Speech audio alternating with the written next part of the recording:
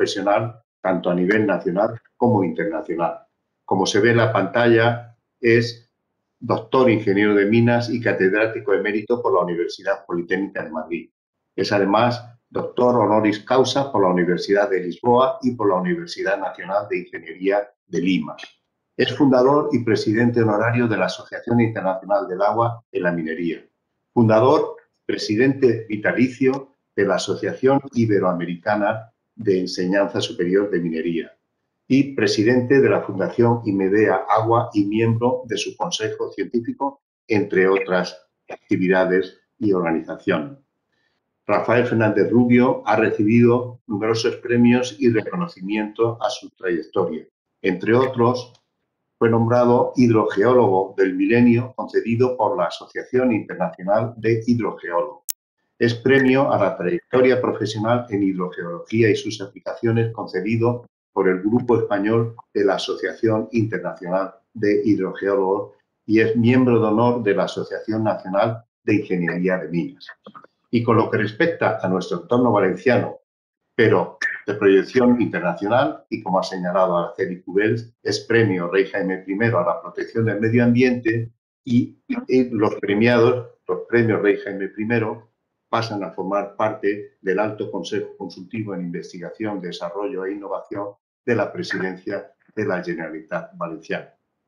Estos breves rasgos curriculares justifican sobradamente a nuestro conferenciante de hoy y a la temática de su conferencia, cambios climáticos de la historia geológica, que espero disfrutemos todos. Y sin más, Rafael, tienes la palabra, cuando tú quieras.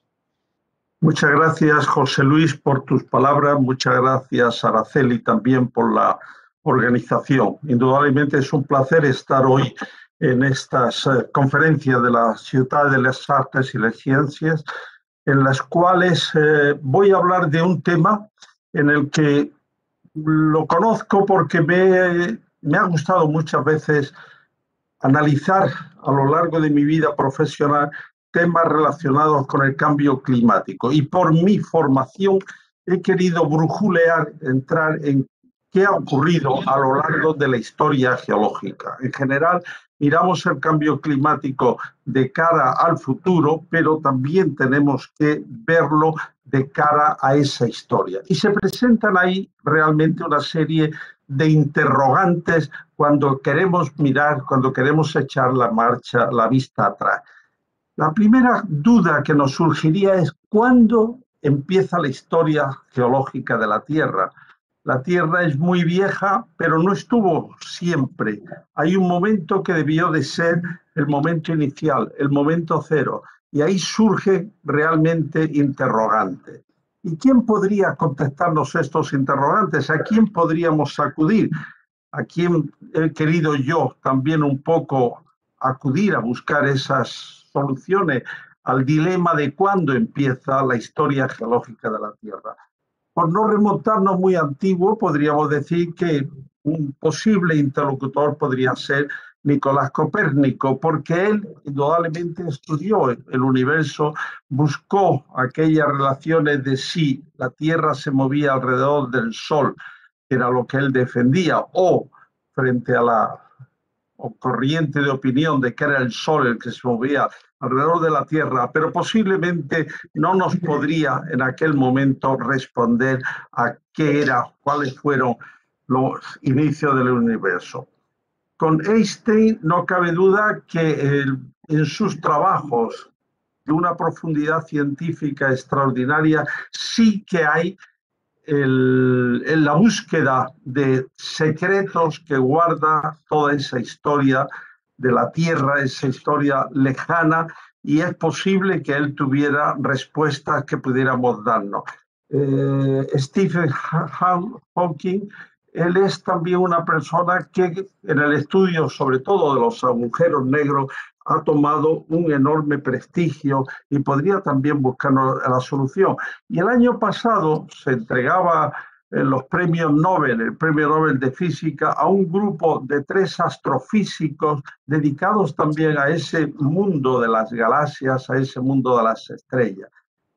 cualquiera de ellos, desde luego, sí podría tener respuestas mejores a las que yo voy a poder tener aquí para esta conferencia. Y la primera cuestión que nos surgiría es, ¿comenzó en el Big Bang realmente la historia geológica de la Tierra o comenzó antes o cuándo comenzó?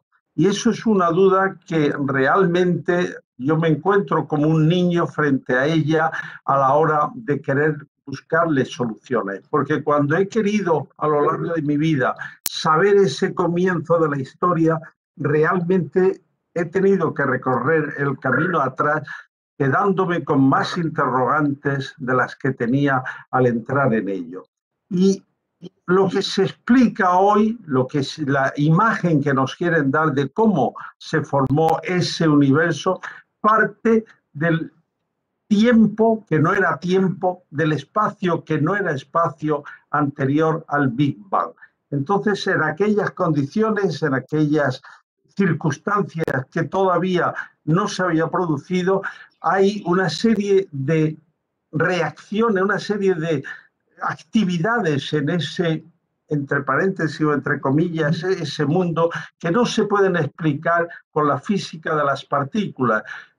En los tratados se dice que es la física cuántica la que puede resolver, y eso a mí como lógico no me resuelve nada.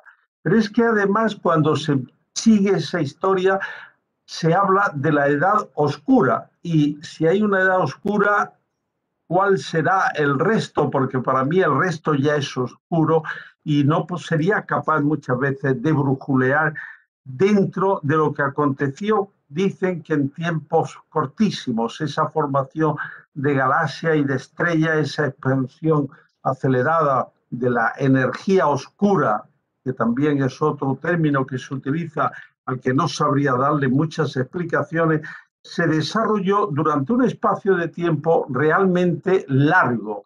La expansión del universo desde aquel Big Bang tiene 13.700 millones de años. Otros parece que llegan incluso a más precisión y hablan de 13.780. La verdad es que yo me quedo asombrado de que esto se pueda decir. Y como no soy padre ni madre de la criatura, digo, esto es realmente lo que los científicos están diciendo, que aquel Big Bang que dura microsegundos es algo que ocurrió hace 13.700 millones de años.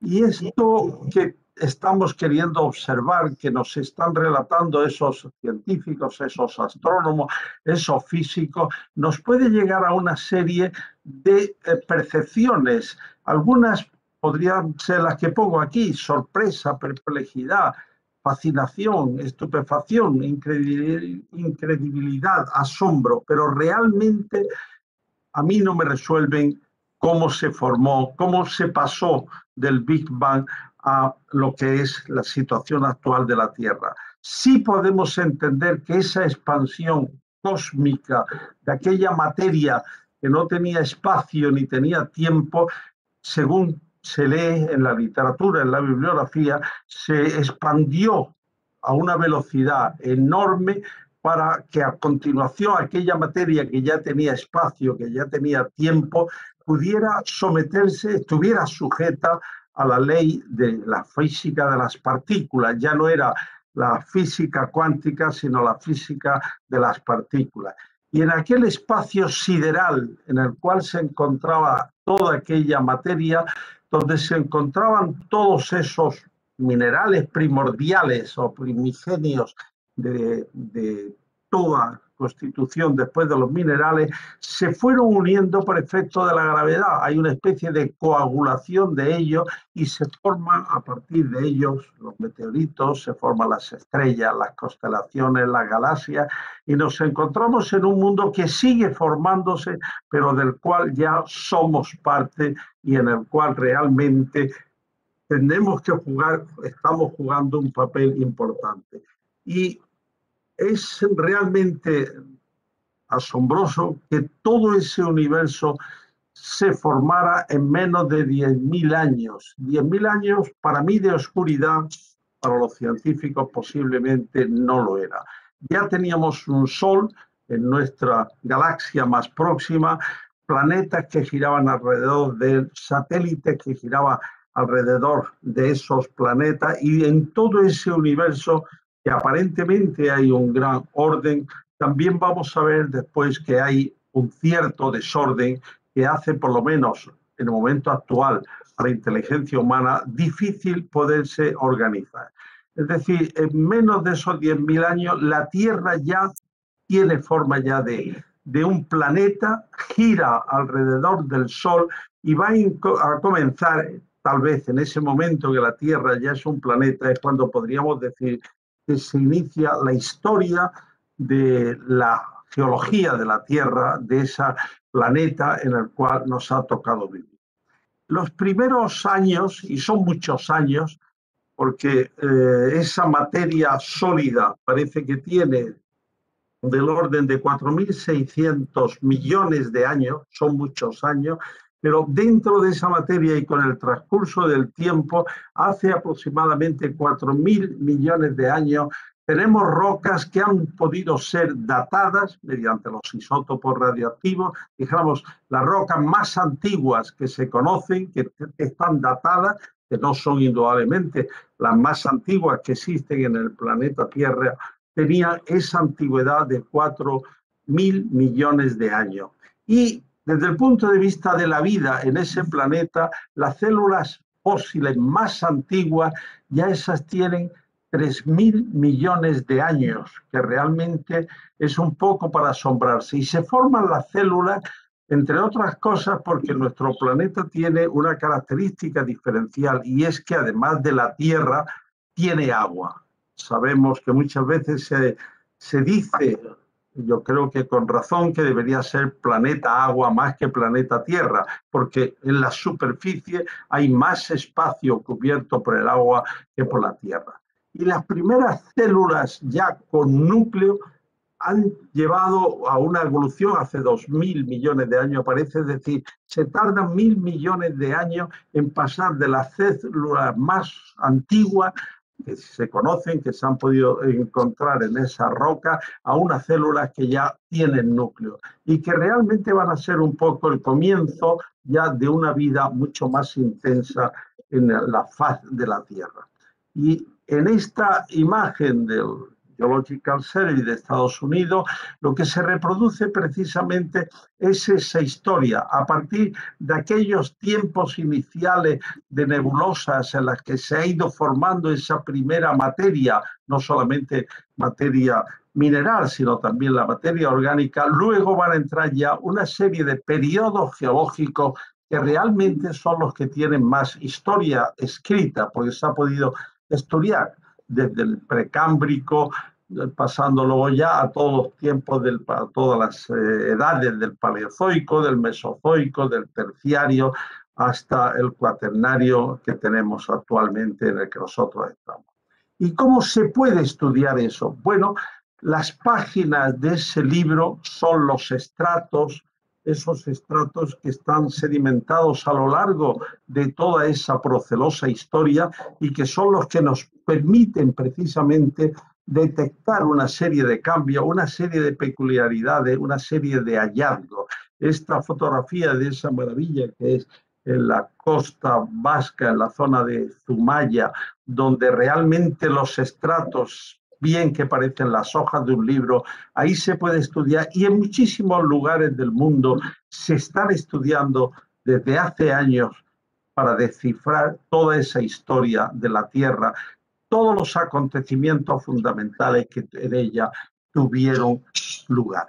Y esa historia, tras ese análisis, tras esa investigación de esos estratos, de esas formaciones litológicas que se depositaron en tierra o en los fondos de mares y océanos, realmente lo que nos han puesto en evidencia es que hay una serie de condicionantes que tienen mucho que ver con el cambio climático. Y aquí es donde ya quisiera marcar un primer hito.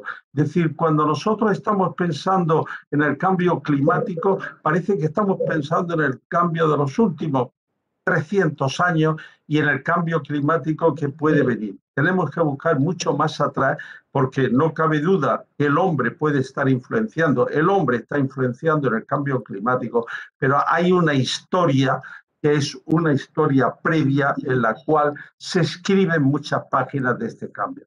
Y hay una serie de acontecimientos de los cuales vamos a tener repercusión climática, los movimientos de las placas tectónicas, ese desplazamiento de los continentes en la superficie, en la litosfera de la Tierra, los ciclos de Milankovitch, que también tienen mucho que ver con los cambios climáticos y en los cuales se han hecho aproximaciones ya que realmente pueden un poco ayudar a ver la periodicidad de esos ciclos. Pero también tienen mucho que ver las grandes erupciones volcánicas, por ejemplo, las que ocurrió en Siberia, que supuso un cambio climático global hace muchos años. El impacto de gigantescos asteroides, el que chocó en la costa de Yucatán, que supuso la extinción de los dinosaurios, por ejemplo. Más próximo, pues incluso las propias corrientes marinas, que estando ahí tan cerca, son prácticamente impredecibles. ¿Cuándo vamos a tener la niña? ¿Cuándo vamos a tener el niño en esas corrientes marinas? Realmente, en las predicciones actuales, con las herramientas que tenemos, solamente se puede hacer una aproximación muy cercana, pero no a largo plazo. Si viéramos ese tema de la tectónica de placas, por pasar rápidamente a estos accidentes de la naturaleza, accidentes que en la mayoría de ellos o en todos ellos no ha tenido influencia para nada la actividad humana, la tectónica de placas que la formula Wegener es algo también de los temas que realmente son más apasionantes. Él, estudiando la geología de los distintos continentes, se da cuenta que lo que tenemos en el norte de América, en la costa atlántica, es semejante a la misma geología, de la misma edad, de las mismas formaciones litológicas que existe en la parte oeste de Eurasia. Y lo mismo con América del Sur, con África. Es decir, empieza a encontrar una serie de correlaciones y él entonces imagina un continente global que estaría englobando a todas esas masas de tierra que es la Pangea. Y quiero hacer una pequeña distracción. Valencia se encuentra en el centro de la Pangea, es decir, el mundo en esta imagen que nos presenta de aquella concepción de Wegener, vemos que se encuentra casi, si hacemos la cruz norte, sur, este, oeste, ahí está Valencia. Es decir, repito que es una licencia que me tomo, pero el mundo parecería que va a girar a lo largo de la historia a partir de ese centro de giro que es la ciudad de Valencia. ¿Y cómo se produce esa deriva continental, esa migración? Pues la película la podemos seguir, se puede seguir, como digo, con los estudios litológicos, los estudios estructurales de ese continente. En el Pérmico, hace 225 millones de años, acordémonos que las primeras células con núcleo tenían 2.000 millones, bueno, pues hace 225 millones de años estaba la Pangea en esa disposición primigenia en la cual ya formaba un continente, pero empieza a separarse, empieza, dijéramos eso, a ocurrir la migración de los continentes y ya en el Triásico vemos que se va conformando algo que se parece bastante más, hace 200 millones de años, han pasado 25 millones de años desde el Pérmico, se va pareciendo más a la geografía actual que tenemos. Y por supuesto, si avanzamos pues 100 años, 100 millones de años más, en el Jurásico ya el parecido cada vez va siendo mayor, en el Cretácico, es decir, en unos cuantos de estos hitos fundamentales de la Tierra, vemos cómo se va, América se va separando de España, sigue avanzando, el origen de los Andes es precisamente esa progresión hacia el este, hacia el oeste de la América del Sur, pero lo mismo en los demás lugares se va formando hasta que llegamos a la situación del planeta Tierra. Lo que no cabe duda es que toda esa serie de movimientos de placas eso tiene mucho que ver también con cambios climáticos, que luego además lo vamos a ver. No se produce solamente el movimiento de estos grandes navíos en el océano, sino que también eso tiene unas influencias o va a tener unas influencias poderosas e importantes sobre él. Decíamos como segundo factor, que es también de los fundamentales en esos cambios del clima en la Tierra, son los ciclos de Milankovitch. Los ciclos de Milankovitch prácticamente se ha avanzado mucho sobre ellos. Hay uno primero que es la excentricidad de la Tierra. Lo que no cabe duda es que la elipse terrestre ha ido variando y las temperaturas en la Tierra no van a ser las mismas cuando la Tierra está, si seguimos la órbita actual, cuando estamos de la época de invierno, que sería la situación de la Tierra a la izquierda, a la época de verano, que tendríamos la Tierra encima o debajo, según fuera la zona a considerar. Y si al mismo tiempo lo que tenemos que considerar es que la elipse ha variado a lo largo del tiempo, pues también es algo que podemos asegurar que se ha cambiado también el clima por esa mayor o menor excentricidad que tenga la elipse. Y estos cambios se han ido produciendo, no tienen una cicle, no tienen un proceso cíclico como realmente parecería que en una buena organización del universo debería haber, sino que se van sucediendo con unos periodos de 100.000 a 413.000 años.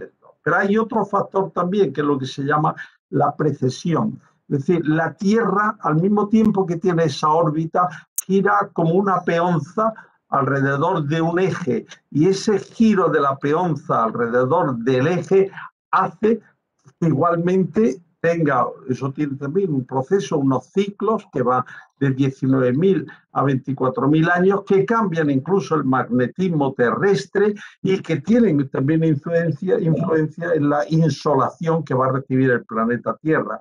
Y por tercera causa también que relacionada con estos ciclos, lo que tenemos es la oblicuidad. El eje de la Tierra, el norte, no siempre ha estado, y el sur, por supuesto, situado en el mismo lugar, sino que también tienen un cierto desplazamiento sobre el geoide terrestre. En el momento actual tiene una desviación del orden de 23,5 grados, pero ha ido variando a lo largo de la Tierra. Habíamos hablado también del tema de las grandes erupciones volcánicas. Por ejemplo, al final del Pérmico, hace 252 millones de años, en Siberia se produce lo que se ha llamado la Gran Muerte.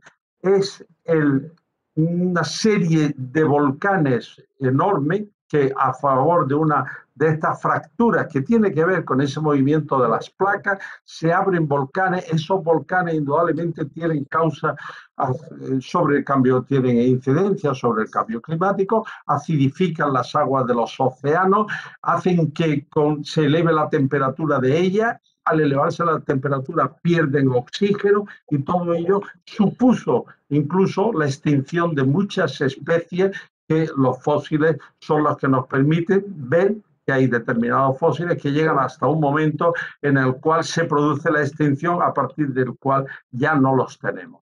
Las corrientes marinas, pues los estaba también comentando, esas corrientes de agua caliente o de agua fría tampoco son estáticas, también son variables, también van a influir sobre el clima, sobre las lluvias, por ejemplo, en el continente americano, en América del Sur o en América del Norte, depende que sea el fenómeno del niño o de la niña, es decir, el arrastre de agua caliente o de agua fría, para que tenga una repercusión sobre temas de lluvias, de inundaciones, de todo ello.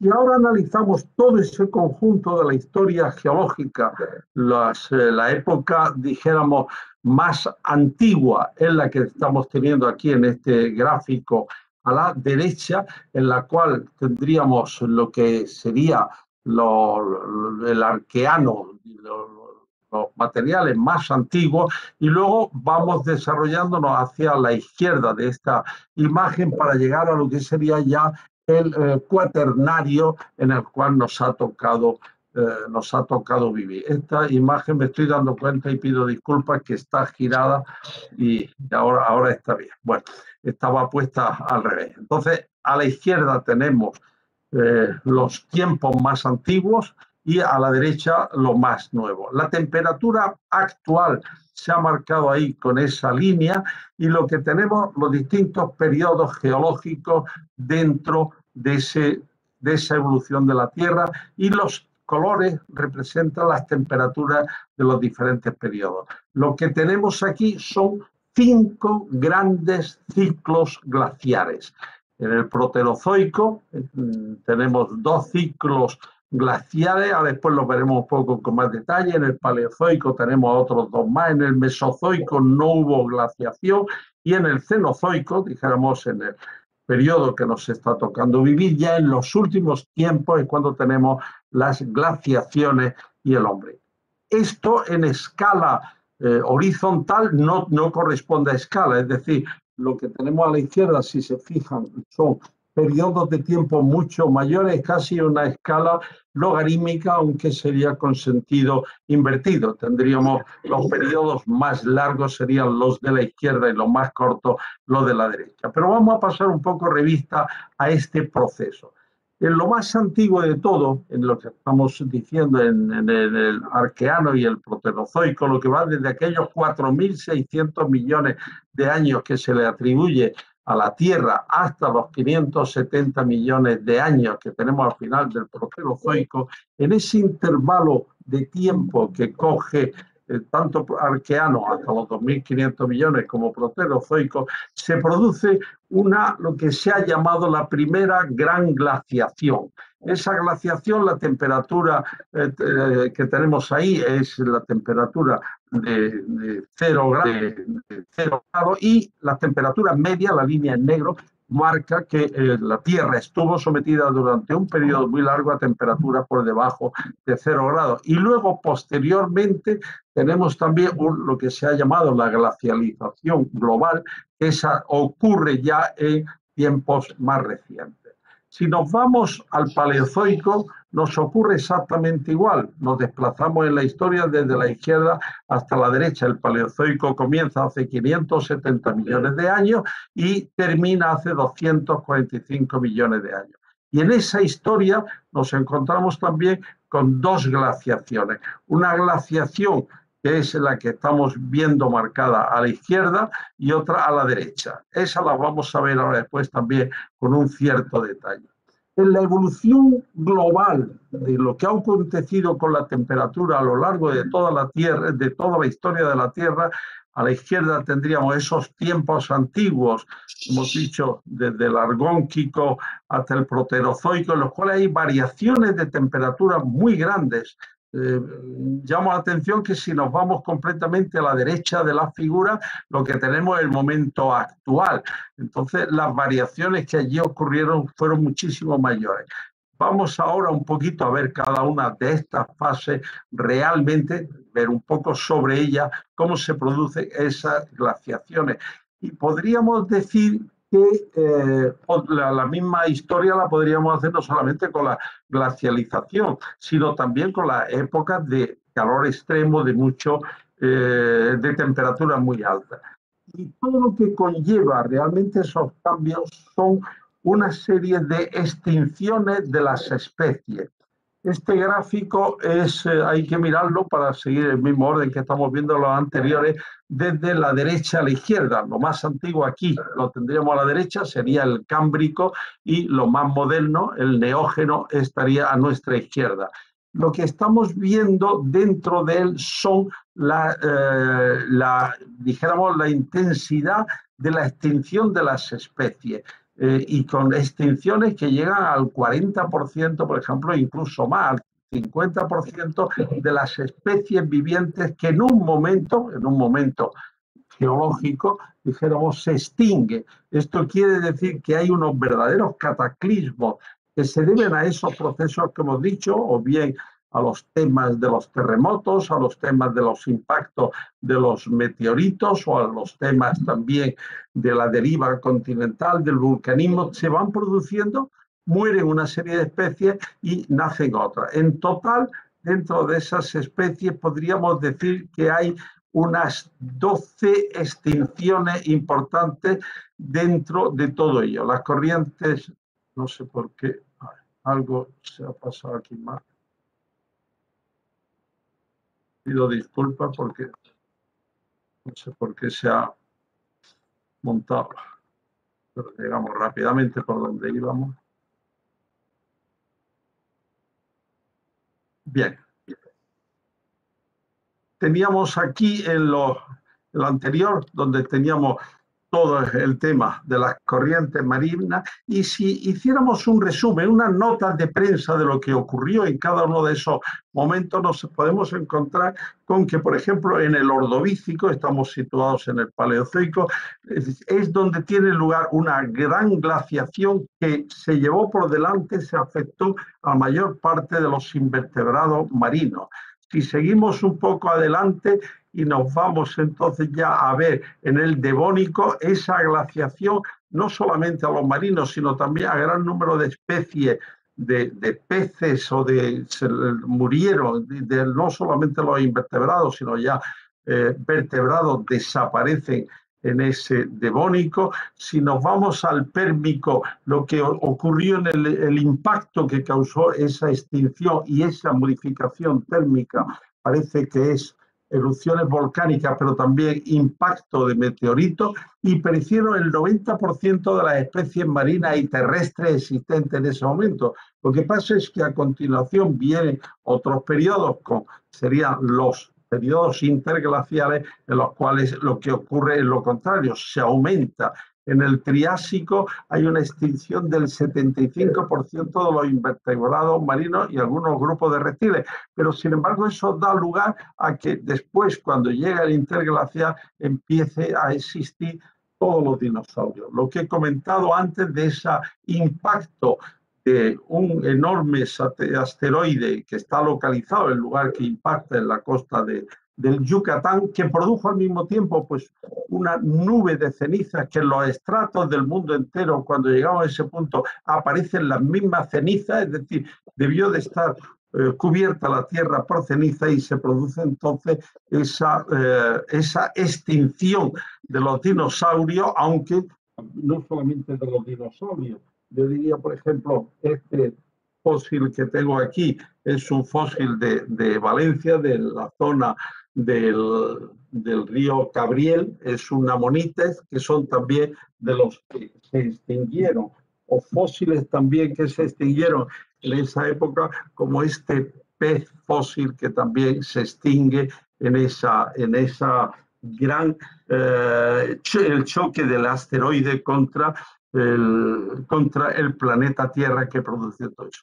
La evolución térmica global, entonces ya que la tenemos centrada y que hemos dicho esas 4 y las 5, ha evolucionado de la forma que hemos ido comentando.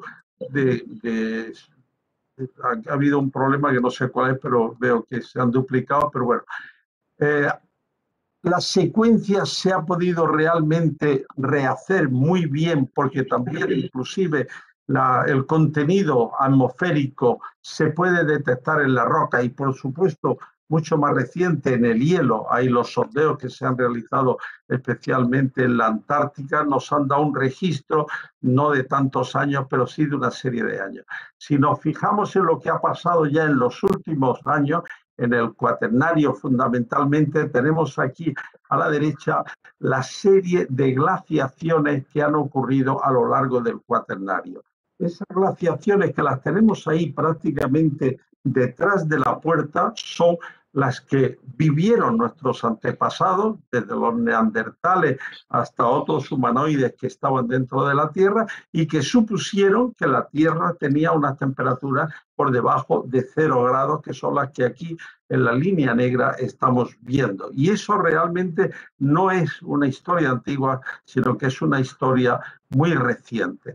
Y los grandes cambios de todas esas cambios climáticos son los que llevan a las extinciones de las plantas, a las extinciones de animales, a que surjan nuevas especies, como también nos encontramos nosotros en esa surgencia. he dicho, son 12 las grandes extinciones biológicas masivas y todas ellas están de una forma o de otra condicionadas por los cambios del clima que tenemos. Vamos a venirnos ya para ir concluyendo a la parte más reciente. Aquí tendríamos la evolución de temperatura prácticamente desde el Eoceno. El Eoceno, la temperatura media de la Tierra estaba unos 25 grados por encima de la temperatura actual, que realmente es mucho. Durante el Eoceno, el Oligoceno y el Mioceno, lo que está aquí representado en color verde, se produce un descenso con algunas zonas atenuadas también. Luego entramos ya en el Plioceno y es curioso que hay un cambio muy notorio del comportamiento térmico. Diríamos, hay una serie de ciclos ya de una duración mucho más pequeña de calor al frío, pero al final se va acercando también a que llegamos a lo que es ya pleno Pleistoceno, que es parte de esta central que tenemos con azul, donde con temperaturas por debajo de la temperatura actual que tenemos, sí que tenemos sobre todo las grandes glaciaciones del Cuaternario. Y después ya cuando realmente nos centramos en el Holoceno, ha habido unas variaciones muy pequeñas hasta los últimos momentos que los consideraremos también. Es ese Holoceno en el cual se forman los glaciares, tanto el casquete septentrional desde Norteamérica a Europa hay unas grandes masas de hielo, pero también en la Antártida ocupan, por supuesto, mucho más que las tierras emergidas, esos casquetes de hielo. Aquí tenemos la figura de Europa, toda Europa central, desde Polonia prácticamente hasta Francia, incluso las Islas Británicas, estaba cubierta por el hielo y por supuesto en la península ibérica teníamos también una serie de manchas glaciares. Y se produce esa serie de glaciares bien conocidos porque realmente ya las distancias, no, el hombre vive ya, los homínidos ya están con nosotros, ya están en la Tierra, pero aquí tenemos toda esa serie de glaciaciones con sus correspondientes periodos interglaciales. Las glaciaciones, pues no las conocemos más, sobre todo por todas estas temas que se han novelado más o menos, pero hay una serie de especies que se extinguen. El hombre tiene que vivir fundamentalmente en las cavernas por el frío al que se ve sometido. Esas especies se extinguen precisamente por las bajas temperaturas y estamos ahora mismo en un interglacial. En ese interglacial hemos pasado en esta curva desde lo que sería la parte izquierda, el último periodo glacial. Aquí tendríamos la temperatura media, la línea de 15 grados, la temperatura media de la Tierra. Es curioso, por ejemplo, pues tenemos el tiempo de Roma, tenemos un óptimo climático. En el periodo medieval parece que cuando la gente tenía más calor estaba un poco más inquieta y hacía más batalla. Tenemos la pequeña edad de hielo de la Edad Media, que es el siglo XVII, que la temperatura realmente bajaron sobre la actual, y estaríamos en el tramo aquí final de subida, diríamos, de subida de manera natural, sin influencia, desde luego, antrópica. Pero en los últimos 300 años ya hay un cambio que al cambio antropogénico se une el cambio que estamos produciendo los humanos, con todos los problemas de los agujeros de ozono, de la contaminación, de la afección, y eso es realmente lo que es más preocupante.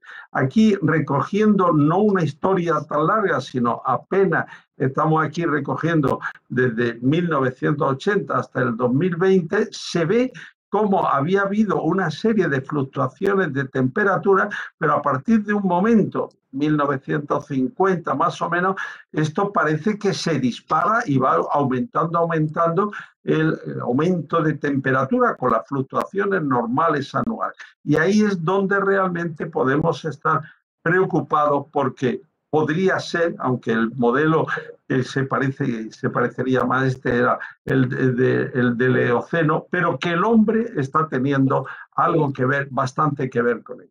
Y entonces ya a partir de este tema, con los temas del cambio global, se han hecho una serie de hipótesis, estarían reflejadas en la parte derecha del dibujo, con más o menos certidumbre o incertidumbre, con más o menos prognosis de qué es lo que va a ocurrir con los cambios climáticos, y claro, indudablemente nos podemos ir a subidas que irían desde los 12, 13 grados cuando llegáramos al año 2250 hasta otras que sería apenas nada.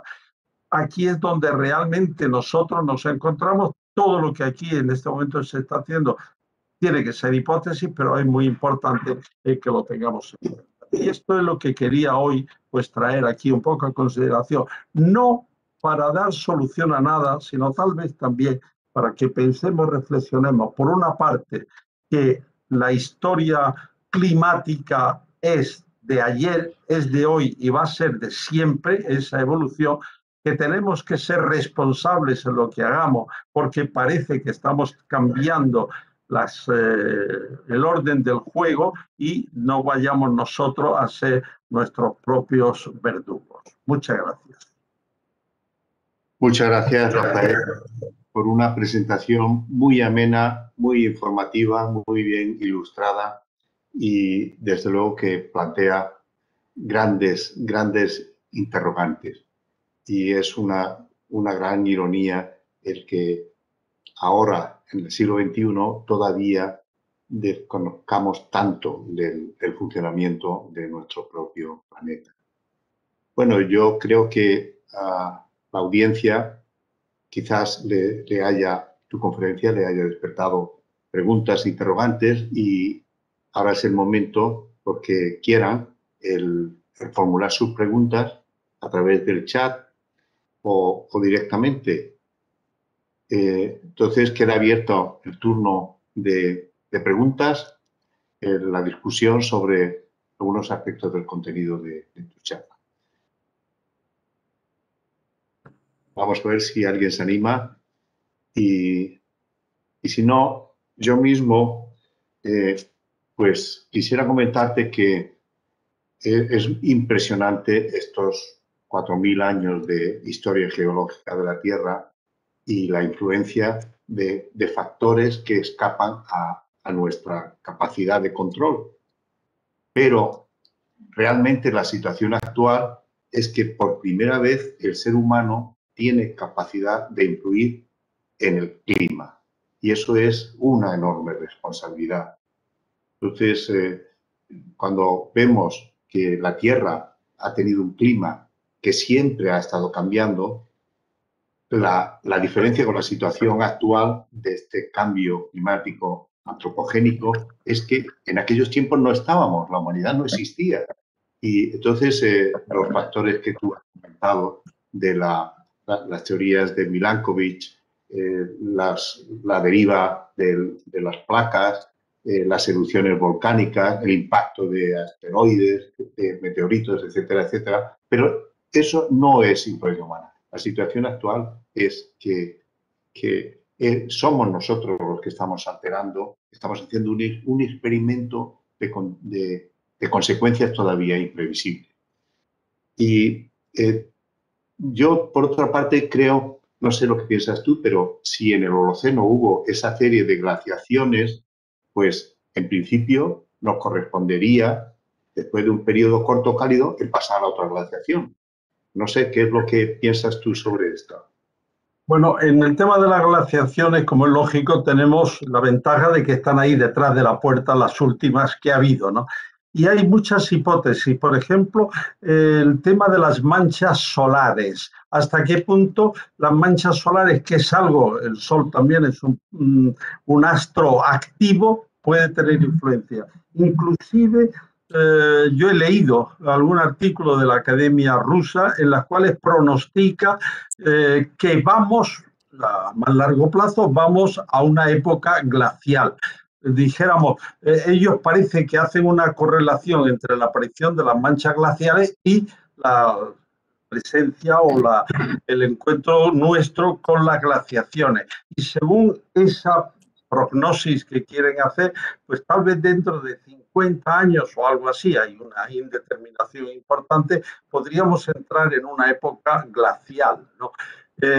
Todo esto es ciencia ficción, es realidad, pues yo no tengo realmente los argumentos, pero creo que puede ser verdad, porque hemos visto cómo además hay una serie de historias geológicas en la Tierra que han sido completamente diferentes. Lo que pasaba en el Paleozoico, lo que pasaba en el Mesozoico, es que cambia completamente el estilo. No es que dijéramos, oye, esto podemos pronosticar. Realmente difícil. El impacto de un meteorito, pues ojalá Dios no quiera que nos echen encima, pero también puede ser algo imprevisto, ¿no? Hay cuestiones que son más fáciles y otras son indudablemente más difíciles. Pero yo no tendría en este momento, desde luego no pondría la mano en el fuego porque los nietos o los bisnietos vayan a ver algún día el inicio de una época glacial. No lo sé. Creo que hasta cuánto lo que se está superponiendo de antrópico a lo natural es más o menos importante o no. Desde luego. Bueno, veo que aparece en pantalla la encuesta de satisfacción y yo les rogaría a los participantes que expresaran su opinión porque eso nos ayuda a mejorar, a hacer que las conferencias y la transmisión del conocimiento, como corresponde al museo, mejore. Entonces, les ruego, por favor, que si son tan amables, rellenen la encuesta. Y veo que van surgiendo preguntas. Hay una pregunta de Luis que dice, viendo la evolución climática, ¿no nos autoengañamos al pensar que podemos hacer algo contra los cambios climáticos? Y continúa, ¿es posible frenar el calentamiento global? Rafael. Bueno, la pregunta es una pregunta que se suele decir una pregunta pertinente. Yo creo que es una pregunta que todos nos la podemos hacer. Primero, no nos creemos ser, no sé, super dioses pensando en que podemos influir. Pues hombre, es posible que algo de esto podamos tener. Marcamos nosotros tiempo. Hay cosas que desde luego sí parece que son evidentes, como se ha visto, por ejemplo, con la propia, incluso a nivel corto, a nivel de la propia pandemia, el consumo de combustibles ha bajado muchísimo a nivel mundial, indudablemente, ¿no? Es algo que las emisiones a la atmósfera de CO2, de gases invernaderos, han disminuido. Y si yo he metido un pronóstico de que van a aumentar, pues ya ahí me falla, por ejemplo, también algo, no sería el modelo equivalente. Un poco en resumen, creo que estamos jugando mucho a ciencia ficción y a creernos a lo mejor que somos todopoderosos en que ocurran, pero también en que dejen de ocurrir. Probablemente serán otros que vengan detrás los que puedan experimentar qué pasa y qué pasó, ¿no? Porque realmente la óptica nuestra es muy pequeña para poder sacar conclusiones. No tengo ni la varita mágica de poderlo averiguar y por tanto poco más puedo decir. Bueno, yo creo que el cambio climático actual está clarísimamente identificado con un exceso de combustibles fósiles que provocan el aumento de los gases con efecto invernadero. Entonces, el cambio de un modelo energético que emite partículas tóxicas es fácilmente, en teoría, ser sustituido por energía renovable. Yo creo que eso sería el objetivo principal, pero esto que se dice tan fácilmente pues tiene desde luego una enorme serie de problemas económicos, sociales de todo tipo. En fin, ya veremos. Y veo que hay otra pregunta que dice, es también de Luis. No aparece el autor, pero en fin. Todas las especies han ido desapareciendo. No somos especiales. También lo haremos nosotros. ¿Qué piensas? Es absolutamente verdad, o sea, no somos el ombligo del universo y si otros que eran, podríamos decir, hasta más energéticos que nosotros, como el caso tan citado siempre de los dinosaurios, pues llega un momento en que se quedan sin alimentos, no hay, parece ser que aquella erupción lo que hizo fue hacer desaparecer los alimentos vegetales que ellos necesitaban, pero hay muchísimas otras especies. Cuando uno estudia paleontología, un fósil permite saber cuándo vivió, qué edad corresponde, precisamente porque se extingue. Hoy los amonites pues ya no existen. Por supuesto, han desaparecido los diplodocus o han desaparecido los hesacoralarios, que son unos corales que con unas características especiales. Lo hubo en el Cámbrico y ya no volvieron a existir más. Es decir, nosotros, yo estoy seguro que seremos una especie también a extinguir y es posible que lo que hace falta es que dure un poquito todavía más para dejar, porque realmente si nos fijamos incluso en el tránsito de los homínidos, ha habido una evolución muy grande. No somos los mismos que aquellos cromañones o aquellos neandertales, se ha evolucionado mucho, ¿no? Y en este caso, pues también va a ocurrir igual, pero estamos llamados, creo, a desaparecer. No vamos a quedarnos aquí de semilla para siempre.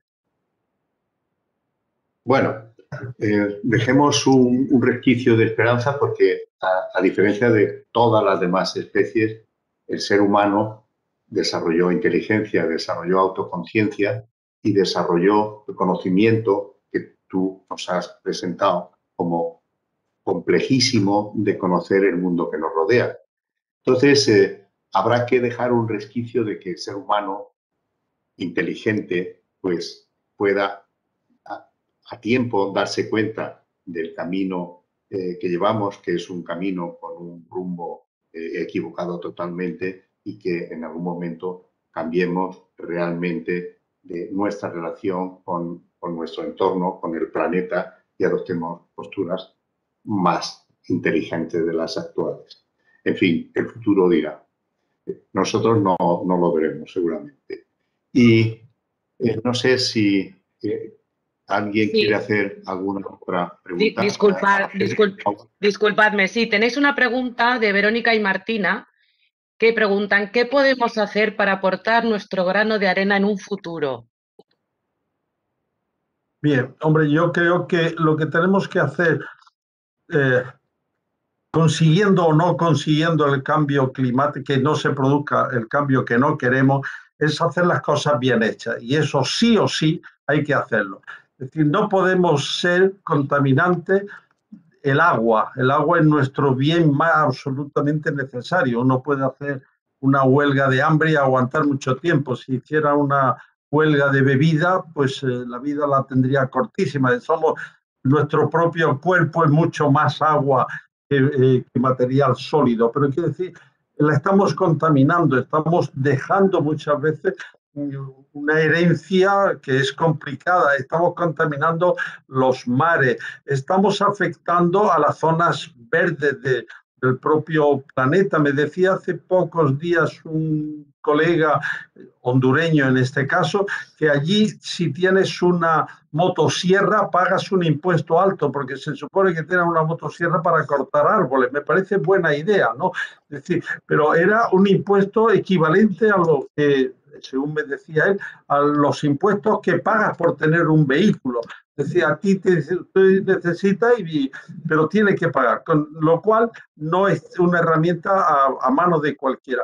Y repito, todo aquello que podamos hacer por la aldea común, por los hijos de nuestros hijos, es absolutamente necesario que nos concienciemos. Y tengo la impresión, y ya soy muy viejo y por tanto esta impresión creo que está sustentada, que nuestros hijos y nuestros nietos son más conscientes que fuimos nosotros. Y es una realidad. Probablemente ellos han nacido más en esta necesidad, lo cual no quiere decir que no tengan también asignaturas pendientes y que deban de hacerlas, pero es mucho. Y dijéramos, los códigos de buena conducta deberían ser tan familiares para nosotros que contamináramos, afectáramos al medio ambiente lo menos posible. Muchas gracias. Araceli, ¿tienes alguna otra pregunta? Sí, tenemos una pregunta de Neil Lansen que dice: cada vez hay más científicos que sugieren que deberíamos hacer experimentos con respecto a la manipulación del clima. En el peor de los casos, ¿qué necesitamos para enfriar el planeta mientras hacemos la transición a un futuro sin combustibles fósiles? Preguntan qué opináis del tema. Ya, bueno, el tema es complicado, porque si alguien tuviera la piedra filosofal para decir con absoluta garantía de seguridad, con esto ya lo hemos resuelto, creo que es un sumando de muchos factores, lógicamente. Algunos son lo que hemos dicho, pues tratemos de evitar la contaminación atmosférica, que por ahí nos viene mucho de los temas de calentamiento global o de modificación de las estaciones, incluso en su amplitud, porque muchas veces hablamos de calentamiento, pero cuando tenemos frío también es que hace más frío que hacía antes y hace más calor que hacía antes, es decir, tenemos más apertura de eso. Eso es malo. El consumismo igualmente tiene esa dificultad de que necesitamos más cosas para usar y tirar. Y eso también indudablemente supone dejar una huella sobre la tierra. Deberíamos de hacer todo lo que esté de nuestra parte, y no solamente porque a veces también queremos echarle las culpas de todo esto, pues no sé, a las multinacionales. Bueno, es cada uno de nosotros, es el sumando de ese granito de arena que se hacía antes en una pregunta, el que va a conseguirlo. Y da la impresión, cuando se ven variaciones de estas, de cómo han modificado los combustibles en una situación de pandemia, o incluso la guerra del Golfo supuso una reducción porque se encarecieron muchísimo, hubo una reducción en combustible y también hubo dijéramos, una templanza o un estancamiento en la modificación climática. Es decir, creo que podemos ver, otras cosas podrán ser más o menos anecdóticas, pero hay actuaciones que fundamentalmente nos corresponde hacer y somos responsables de hacerlas. Sí, bueno, yo pienso que esos proyectos de cambiar el clima en el sentido de enfriamiento, pues son peligrosos. Son peligrosos, no se tienen todos los elementos de juicio y la valoración de consecuencias, y en muchos casos pueden crear más problemas de los que podrían resolver. Pero, por otra parte y fundamentalmente, el que se piense el que podemos modificar el clima en el sentido de evitar el calentamiento por actuaciones a nivel atmosférico y estratosférico, pues desvía la atención del objetivo primordial. El objetivo primordial es que estamos teniendo un comportamiento inaceptable para el planeta, que es la contaminación, las emisiones de gases tóxicos, de gases con efecto invernadero, y eso debería ser el objetivo, cambiar el modelo energético.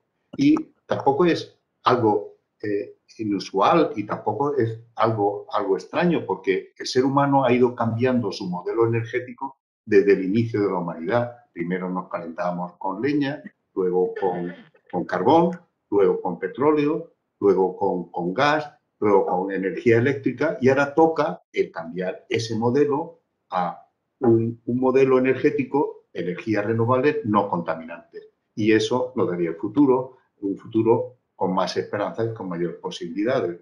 Y lo de experimentos estratosféricos de cambio del clima, creo que podría quedarse en segundo lugar mientras no hagamos énfasis en el objetivo principal de disminuir las emisiones con efecto invernadero. Y bueno, Araceli, si no hay más preguntas y si tú, Rafael, no tienes nada que añadir, pues podríamos ir cerrando. Don Santiago Grisolía os da la enhorabuena por la excelente conferencia. Muchas gracias. Viniendo de don Santiago es para agradecerlo muchísimo su atención. Sí, desde luego. Muchas gracias. Y únicamente por complementar, José Luis, lo que tú estás ahora mismo diciendo, es que yo creo que somos, sobre todo los que vienen detrás, una generación que le va a tocar hacer cosas y van a tener, espero, la satisfacción de ver los resultados positivos de ellas. Es decir, esto no es algo que no se va a poder medir. Hará falta un tiempo, pero se va a poder medir y eso probablemente va a ser lo que más puede ilusionar de cara a darle solución a estos problemas. Tenemos un desafío, los desafíos realmente son para la gente también valiente, pero los jóvenes, y es lo único mensaje que a mí me gustaría que quedara, en este tema, como en muchos otros, hay mucho por investigar. Lo que hace falta es que en España, en nuestro país, tengamos las mejores condiciones óptimas para poder investigar, para que los jóvenes, sobre todo esas generaciones que tienen el riesgo de ser generaciones perdidas, porque las circunstancias son muy difíciles, encuentren vía para solucionar esto y otra serie de problemas que será su responsabilidad el darle solución y el llevarlos a buen puerto. Y a ellos los animo a que emprendan caminos que andando es como se hace realmente camino. Gracias. Muy bien por ese mensaje positivo y esperanzador como final de tu excelente charla y conferencia.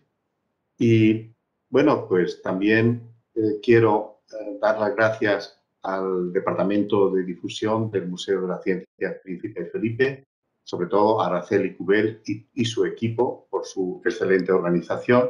Y también quiero agradecer a las personas que se han conectado y que nos han seguido en esta conferencia. Muchas gracias a todos y les convoco a la próxima conferencia en la Semana del Planeta, que tendrá lugar el día 26 a cargo de Fernando Valladares. Muchas gracias y hasta pronto. Disculpadme, perdona que te corrija, José Luis, es el día 25 a las 7 de la tarde. El día 25, perdón. Jueves día 25, disculpa. Sí, no, muy oportuna, Araceli. Muchas gracias por la corrección. A las 7 también. Y les esperamos a todos y muchísimas gracias a todos por la asistencia y a vosotros dos por vuestras magníficas intervenciones. Gracias. Gracias a todos.